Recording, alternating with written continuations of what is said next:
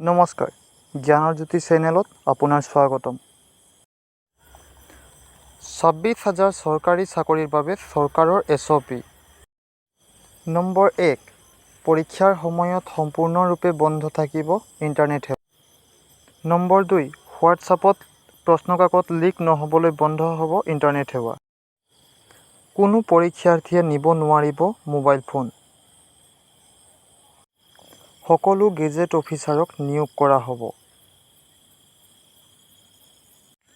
প্ৰতিটো পৰীক্ষা কেন্দ্ৰত থাকিব শীৰ্ষ আৰক্ষী বিষয়া। কিবা খেলিমেলি হ'লে দায়বদ্ধ হ'ব জিলাৰ উপায়ুক্ত। বিশেষভাৱে সক্ষম প্ৰাৰ্থীৰ বাবে থাকিব সকলো সুবিধা।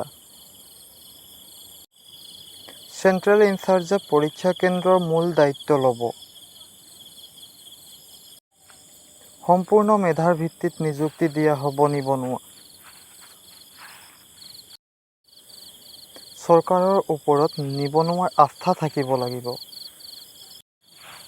ভিডিঅ'টো শেষলৈ চোৱাৰ বাবে ধন্যবাদ।